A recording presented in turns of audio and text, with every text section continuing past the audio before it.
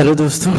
इस वीडियो में समझेंगे कि सोलो मॉडल ने अस्थिर अवस्था के बारे में क्या बताया कि अर्थव्यवस्था में जो अस्थिर अवस्था होती है ना उसके बारे में। तो सोलो मॉडल ने अस्थिर अवस्था के लिए दो कंडीशन बताया। पहला बताया कि जो बचत होगी ना वो निवेश के इक्वल नहीं होगी। इसको बचत कहते हैं, इसको निवेश कहते हैं, है ना। तो बचत और निवेश जब इक्वल ना हो तो अस्थिर अवस्था होती है। इसके दो कंडीशन बताया। पहला बचत ज़्यादा होगी निवेश से, दूसरा कंडीशन ये बताएं कि निवेश ज़्यादा होगा बचत से। तो दोनों के बारे में हम जानेंगे। सबसे पहले यहाँ लिखा हुआ है कि जो बचत है उसको कहते हैं प्रति व्यक्ति पूंजी या भिन्न भिन्न, मैंने एस वाई को सॉरी भिन्न भिन्न बचत। और एन प्लस डी के क्या बताता है, प्रति व्यक्ति पूंजी को स्थिर रखने के लिए आवश्यक पूंजी संचय निवेश, है ना। मैंने इसको ये निवेश एन प्लस डी के निवेश को बता रहा है, एस वाई प्रति व्यक्ति में जो बचत है उनको डिनोट कर रहा है। अब समझते हैं इस चीज़ों को। देखिए पहले सबसे पहले ग्राफ को समझते हैं। ग्राफ में क्या क्या दिया हुआ है वो चीज़ों को समझते हैं। ग्राफ में ये दिया हुआ है, देखिए इधर प्रति व्यक्ति आय है और ये एक्स एक्सिस है जो प्रति व्यक्ति पूंजी को डिनोट कर रहा है। और दूसरी चीज़ों को बता रहा है, ये जो बड़ा लाइन है ना वो उत्पादन या कुल आय उसको डिनोट कर रहा है। और ये कर्व लाइन जो नीचे में है वो बचत को डिनोट कर रहा है। एस वाई जो देख रहे हैं ना नीचे नीचे वाला लाइन वो बचत को डिनोट कर रहा है। जो स्ट्रेट लाइन है ना वो निवेश को बता रहा है कि कितना निवेश हो रहा है। तो हम ये बताना चाह रहे हैं कि जो हमारा जो पूरा उत्पादन है वो जो उत्पादन है वो निवेश और कंजप्शन, ये यहाँ से यहाँ तक कंजप्शन को डिनोट कर रहा है। जितना कंज्यूमर कंज्यूम कर रहा है, उपभोग कर रहा है, और ये यहाँ से उपभोग भी कर सकते हैं या फिर नहीं इसको कर सकते हैं बचत भी कर सकते हैं या फिर निवेश कर सकते हैं, यहाँ से लेके एस तक। और इसके ऊपर जो पोर्शन है उसको कर सकते हैं कंजप्शन यानी उपभोग। ठीक है, अब हम समझते हैं इसमें दिया क्या क्या है। देखिए यहाँ ये दिखाया गया तीन लाइन के बारे में समझते हैं। ये जो पूरा बॉल्ड लाइन है ना वो दिखा रहा है स्थिर अवस्था को, जब अर्थव्यवस्था स्थिर है। सोलो ने ये बताया। अब देखिए अब एक दो कंडीशन के बारे में, दोनों कंडीशन के बारे में बता रहे। जब ये डॉटेड लाइन ये भी अस्थिर अवस्था को दिखा रहा है, ये डॉटेड लाइन ये भी अस्थिर अवस्था को दिखा रहा है, और ये बॉल्ड लाइन है ये स्थिर अवस्था को दिखा रहा है। स्थिर अवस्था को दिखा रहा है, ये कैसे समझेंगे। स्थिर अवस्था तभी होता है और जब बचत और निवेश दोनों क्या हो जाता है, इक्वल हो जाता है। बचत और निवेश इक्वल है। अब इस पोजीशन को कैसे कर सकते हैं, देखिए ये जो एस पोजीशन है ना, यहाँ पर बचत सीधा लाइन जो है ये निवेश का, और ये कर्व लाइन बचत का, दोनों कट रहा है, दोनों एक दूसरे को काट रहा है, दोनों इसी पोजीशन में सेम हो रहा है। तो यहाँ पर बचत और निवेश दोनों क्या हो गया, बराबर हो गया। तो बराबर होने का मतलब है कि ये स्थिरता को दिखा रहा है। और ये दोनों कंडीशन हम बी और ई का बात कर लेते हैं। बी और ई देखिए ये ई है, ये ई है और ये बी है। बी और ई एक ऐसा पोजीशन जहां बचत और निवेश इक्वल नहीं है। अब बोलिए कैसे, देखिए यहाँ बचत नीचे है और निवेश ऊपर है। निवेश स्ट्रेट लाइन में देखते हैं, निवेश ऊपर। यहाँ पर देखेंगे, यहाँ पर निवेश नीचे है स्ट्रेट लाइन में और बचत क्या है, ऊपर है। तो यहाँ दोनों इक्वल नहीं है, तो ये दोनों अस्थिरता को डिनोट कर रहा है। सीधा लाइन जो देख रहे हैं वो स्थिरता को डिनोट कर रहा है। समझ में आ गया ना। अब समझेंगे कि इसके बारे में सोलो ने क्या बताया। यहाँ सोलो ने ये बताया कि प्रति व्यक्ति पूंजी K1 पर बचत SY1 है जो स्थायी वृद्धि दर के लिए आवश्यक पूंजी संचय से अधिक है। यानी यहाँ बताएं कि जो पूंजी संचय है वो उससे बचत अधिक है। बचत क्या है, अधिक है पूंजी संचय से। माने ये जो बी एक ऐसा पोजीशन के बारे में सोलो ने बताया कि ये जो पोजीशन देख रहे हैं ना, यहाँ बचत ज़्यादा है और पूंजी कम है। पूंजी कम, ये देखिए इसको, इस लाइन को निवेश भी कर सकते हैं और पूंजी भी कर सकते हैं, क्योंकि निवेश और पूंजी दोनों क्या होता है, इक्वल होता है। जितना जितना लोग इन्वेस्टमेंट करते हैं, जितना निवेश करते हैं, वो लोगों का पूंजी बन जाता है। तो यहाँ इस पोजीशन में ये बताया गया कि जो बचत है वो ज़्यादा है और पूंजी क्या है, कम है। अब देखिए और तब क्या इसके बाद बताएँ? इसके बाद बताएँ कि देखिए ये कंडीशन है K1B और K1C माने K1B ज़्यादा है, K1C से ये लिखा हुआ है। जिससे प्रति व्यक्ति पूँजी में वृद्धि होगी और अर्थव्यवस्था बिंदु K1 के दाईं ओर को प्रति व्यक्ति पूँजी K स्टार तक बढ़ेगी। सोलो ने जानकारी देते हुए कहा है अगर ऐसी कंडीशन है, बचत ज़्यादा है, पूँजी कम है तो ऐसी अवस्था में क्या होगा कि है कि बचत धीरे-धीरे कम होने लगेगा और पूँजी जो है धीरे-धीरे क्या होने लगेगा? बढ़ने लगेगा। लेकिन ये होगा कैसे? ये होगा कि लोग अब अपनी सारी बचत को है ना इन्वेस्ट करने लगेंगे। बचत को क्या करने लगेंगे? इन्वेस्ट। जैसे कि कोई भी आदमी के पास अगर पैसा है, अगर वो क्या कर रहा है? अपने बिज़नेस में लगा रहा है। बिज़नेस में पैसा लगाया, तो बिज़नेस में जो पैसा लगाया ना, वो उसका निवेश हो गया, वो उसका पूँजी हो गया। और जब पैसा अपना बचत का लगाया तो बचत क्या हो गया? कम हो गया। तो हम यहाँ ये समझे बचत धीरे-धीरे क्या हुआ? कम हुआ। निवेश यानी पूँजी क्या हुआ? बढ़ गया। कैसे बढ़ा? कि लोग अपने बचत का कुछ हिस्सा कहाँ इन्वेस्ट करने लगे? तो पूँजी में लगाने लगे, बिज़नेस में लगाने लगे, जिससे धीरे-धीरे बचत उसका कम होने लगा और पूँजी उसका धीरे-धीरे बढ़ने लगा। और एक समय ऐसा आ गया जब दोनों क्या हो गए? इक्वल हो गए। इक्वल होने की स्थिति को कहते हैं स्थिर अवस्था, है ना? तो वही सोलो ने बताया कि ये तब तक पूँजी बढ़ते रहेगा जब तक पूँजी और बचत दोनों इक्वल ना हो जाएँ। मतलब अर्थव्यवस्था जो है जब तक के से के स्टार पोज़ीशन तक ना पहुँच जाए तब तक वहाँ पर पूँजी क्या होते जाएगा? बढ़ते जाएगा और बचत घटते जाएगा। वही चीज़ लिखा हुआ है के स्टार त देखिए यहाँ लिखा हुआ अर्थव्यवस्था बिंदु K1 से दाईं ओर को प्रति व्यक्ति पूँजी के स्टार तक बढ़ेगी। मतलब है ना जो है पूँजी K1 से किधर बढ़ती जाएगी? के स्टार तक बढ़ती जाएगी। किस ओर बढ़ेगी? दाईं ओर बढ़ेगी। क्यों बढ़ेगी? इसका कारण है ये कि पूँजी जो है बचत के इक्वल होने के लिए बढ़ेगी। इक्वल होने के लिए क्यों बढ़ेगी? क्योंकि ये एक ऐसा पोज़ीशन है जहाँ अर्थव्यवस्था क्या होती है? स्थिर होती है। जिससे प्रति व्यक्ति आय उत्पादन Y1 से बढ़कर Y स्टार हो जाएगा और साथ-साथ में है ना इनकम भी बढ़ेगा। देखिए यहाँ ध्यान देंगे ये Y1 देख रहे हैं ना? ये Y1 दिखा रहा है, यहाँ प्रोडक्शन यानी आय को दिखा रहा है, किस पोज़ीशन में दिखा रहा है कि ये बचत जो है, ये बचत बी वाले पोज़ीशन में जो बचत है, उस पर उनका आयत कितना था? Y1 था। अगर बचत ए से तो उनका आय कितना हो गया? Y star. तो यानी इनकम कहाँ? ऊपर की ओर बढ़ी, माने इनकम ज़्यादा हो गई। आय क्या हो गई? बढ़ गई। आय क्या हो गई? बढ़ी। कब बढ़ी? जब लोग अपना पूँजी बढ़ने लगा। जैसे-जैसे पूँजी बढ़ा और बचत कम होता गया, तो वैसे-वैसे लोगों की आय क्या होने लगी? बढ़ने लगी। देखिए सिंपल वर्ड में ऐसे भी समझ सकते हैं अपने कॉमन सेंस से भी। लोग अपनी बचत का हिस्सा बिज़नेस में लगा रहे, पूँजी बढ़ रहा है। पूँजी में अगर लगाएँ, बिज़नेस में पैसा लगाएँ तो लोगों का वहाँ काम करने वाले लोगों का क्या बढ़ने लगेगा? इनकम भी बढ़ने लगेगा, है ना? तो ये कब तक बढ़ेगा? जब तक पूँजी और सेविंग इक्वल ना हो जाए, है ना?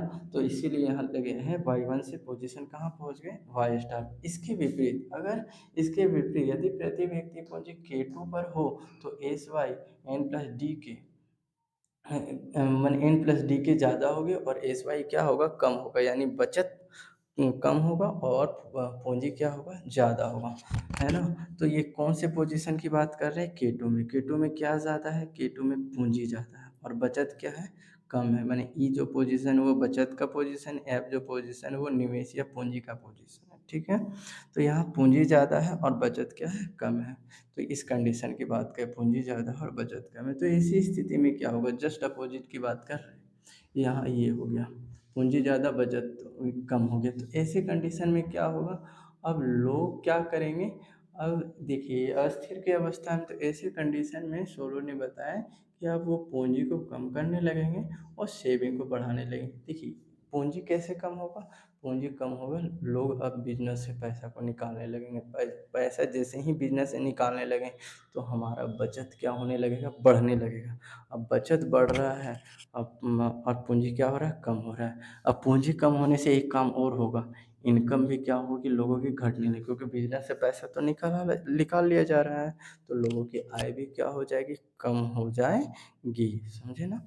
तो हम इस चीज़ों को वही लिखे हैं, जिससे प्रति व्यक्ति पूंजी क्या होगी, घटेगी, अर्थव्यवस्था बाईं ओर के स्टार तक गति करेगा। अब जैसे K2 से अब किधर गति करेगा, के स्टार तक, के स्टार की ओर गति करेगा, है ना?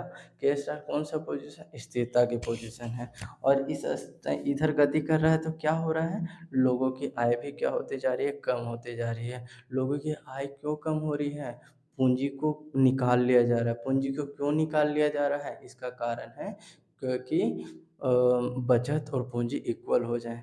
ऐसा क्यों, यहाँ K2 पोजीशन में क्या थी, वहाँ पूंजी ज़्यादा थी और बचत क्या थी, कम थी।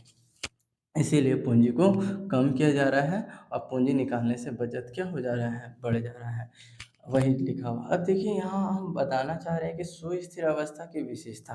सुस्थिर अवस्था की दो विशेषता है, उस चीज़ों को अच्छे तरीके से समझते हैं। अर्थव्यवस्था तब तक सुस्थिर बना रहेगा जब तक किसी अन्य चर में परिवर्तन नहीं हो। अर्थव्यवस्था तब तक स्थिर ही रहेगा जब तक कोई चर में परिवर्तन ना हो। इसका मतलब क्या समझे, चर का मतलब हो या तो पूंजी या फिर बचत, या बचत और पूंजी में कोई भी अगर वृद्धि कर रहा है तो स्थिरता से अर्थव्यवस्था हट जाएगा। समझे ना? तो वही चीज़ों को पहला विशेषता है। दूसरा विशेषता ये है, अर्थव्यवस्था सदैव सुस्थिर अवस्था की ओर चलेगी। अर्थव्यवस्था जब भी है ना सुस्थिरता की ओर चलेगी, जहाँ स्थिर की अवस्था है। देखिए यहाँ से स्थिरता की ओर चल रही है, K1 पोजीशन दाईं ओर, K2 पोजीशन से बाईं ओर। ये जो बोल्ड कलर लाइन था वो कौन सा, स्थिरता का पोजीशन है। स्थिरता का पोजीशन क्यों है, क्योंकि यहाँ बचत और निवेश दोनों क्या है, इक्वल है, एक ही जगह पॉइंट में आ रहा है ना। तो यहाँ वही है, सुस्थिरता की दूसरी विशेषता क्या है, ये सदैव सुस्थिर अवस्था की ओर चलेगा। जो जहाँ भी स्थिरता है वो स्थिर होना चाहेगा, अस्थिर है इधर भी स्थिर होना चाहेगा, इधर भी अस्थिर है तो स्थिरता की ओर चलेगा। यानी हम सुस्थिर अवस्था की दो विशेषता पढ़ रही है कि देखो पहला पढ़े कि स्थिरता में तब तक बनी रहेगी जब तक कोई भी चर में परिवर्तन ना आए। परिवर्तन का मतलब कि कौन से चर में परिवर्तन ना आए, या तो पूंजी या फिर निवेश में कोई बदलाव ना आए, तब तक स्थिर ही रहेगी। दूसरी पोजीशन क्या है कि जहाँ भी हो अर्थव्यवस्था में वो सदैव स्थिर की ओर गति करेगा, है ना। जिस भी पोजीशन में अर्थव्यवस्था है लेकिन वो स्थिरता की ओर गति करेगा। अब हम समझेंगे कि समीकरण प्रति व्यक्ति पूंजी के आधार पर, एक समीकरण है जो सोलो ने दिए थे प्रति व्यक्ति पूंजी के आधार पर। ये छोटा के है ना, छोटा के दिखा रहा है कि प्रति व्यक्ति पूंजी, और बड़ा के टोटल पूंजी, और बड़ा है कुल श्रमिक, है ना। अगर कुल श्रमिक से टोटल पूंजी को डिवाइड करेंगे ना तो हम हमारा निकल जाएगा प्रति व्यक्ति पूंजी। इसको नहीं समझ में आए तो सिंपल वर्ड में समझते हैं। टोटल मान लेते हैं इनकम 1,000 रुपये है और 10 लोग उसमें काम कर रहे हैं, तो इसका मतलब ये हो गया कि एक व्यक्ति के पीछे कितने पूंजी है, 100 रुपये की पूंजी है, या 100 रुपये आय है। 1,000 रुपये में 10 से भागा कर दिए तो निकल गया 100 रुपये। ये क्या लिखा, प्रति व्यक्ति आय, या फिर कहें प्रति व्यक्ति पूंजी, जो भी कह सकते हैं। तो हम यहाँ ये बताने का प्रयास किए कि कोई भी टोटल में से अगर जिससे भी भागा देंगे उसका प्रति निकल जाएगा। तो हम किससे भागा दे रहे, श्रमिक का से, तो प्रति श्रमिक जो पूंजी है निकल जाएगा। टोटल पूंजी को डिवाइड करेंगे तो छोटा के बराबर बड़ा के बाय एल। समझे?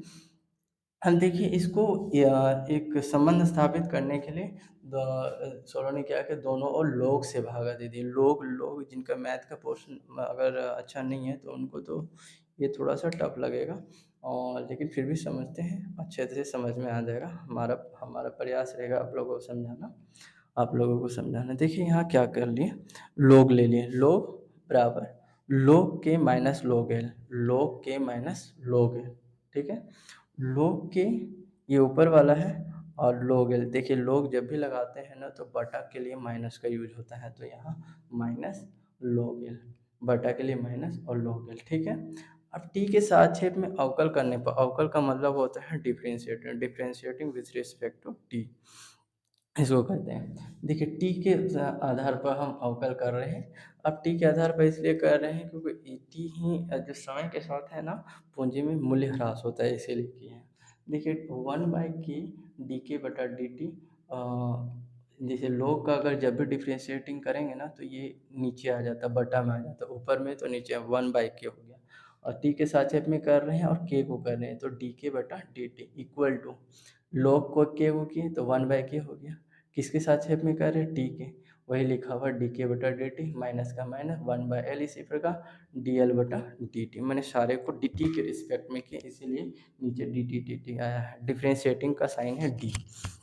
अब देखिए ये तीन इसको इक्वल माना गया, इसको सोलो ने सारे को इक्वल माना। ये क्या है, ये बचत है। बचत सोलो ने बताया जितने सारे लोगों का बचत है वो लोग निवेश करने में यूज करते हैं, और निवेश जब करते हैं तो पूंजी में क्या होता है, बदलाव आता है।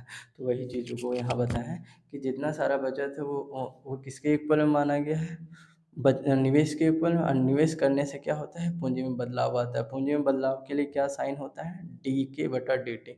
जो डिफरेंशिएटिंग करते हैं वो बदलाव को डिनोट करता है ना, चेंज को डिनोट करता है।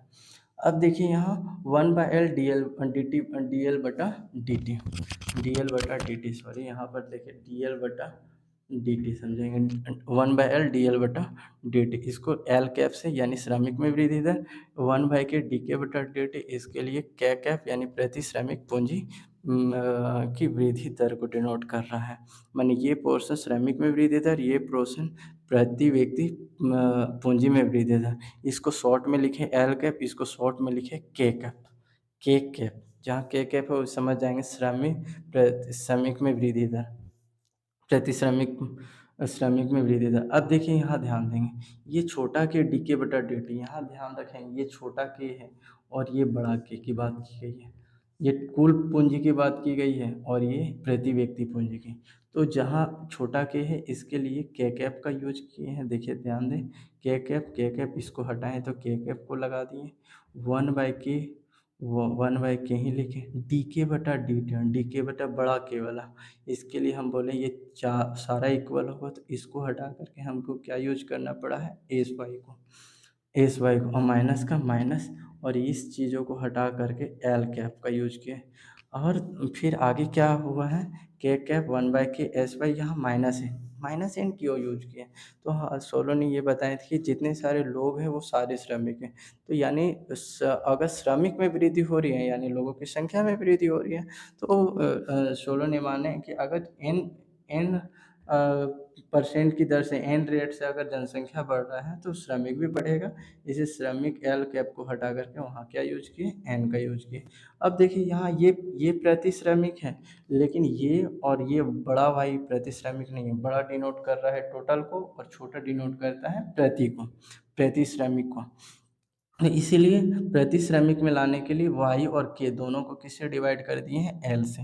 वाई को भी एल से, नीचे के वाई, मैंने दोनों ऊपर भी डिवाइड किए नीचे भी डिवाइड किए ताकि बैलेंस बना रहे। देखिए एस वाई बाई एल, के बाई एल माइनस है, दोनों तरफ किए ताकि बैलेंस बने। अब देखिए वाई को जैसे ही एल से डिवाइड हुआ यानी प्रति में पहुंच गया, प्रति व्यक्ति में पहुंच गया, प्रति श्रमिक में पहुंच गया। तो प्रति श्रमिक में जैसे ही पहुंचा तो बड़ा वाई के लिए क्या यूज होगा, छोटा वाई, और बड़ा के लिए क्या यूज होगा, छोटा के। माइनस का माइनस, एन का एन। तो सोलो ने अपने पूंजी में वृद्धि दर को दिखाने के लिए ये फार्मूला दिए। देखिए ये फार्मूला भी होगा। अब देखिए यहाँ थोड़ा सा चेंजिंग कर दी, ये फार्मूला हम इससे पहले पढ़ाए भी थे, y बराबर एफ के।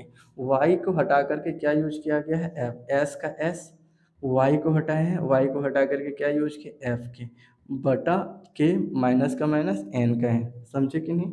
और ध्यान से रखेंगे कि ये जो फार्मूला आया है ये हम पहले के वीडियो में बता चुके हैं, अगर नहीं देखे तो जरूर देख लीजिए। के कैप, अब देखिए स्थिर अवस्था जब होता है ना तो पूंजी में कोई बदलाव आता नहीं है, इसीलिए मान लिए के कैप बराबर जीरो। तो ये दोनों पोर्शन का वैल्यू क्या हो जाएगा, जीरो, दोनों पोर्शन का वैल्यू जीरो, एन माइनस में इधर आ जाएगा प्लस में, यानी एन का वैल्यू क्या हो गया, एस एफ के बटा के। एफ मतलब फंक्शन, के मतलब पूंजी, प्रति व्यक्ति पूंजी, और एस मतलब बचत को दिखा रहा है। और इस प्रकार ये हम आज समझ गए अस्थिर अवस्था के साथ साथ प्रति व्यक्ति पूंजी के आधार पर समीकरण को भी समझें जो सोलो ने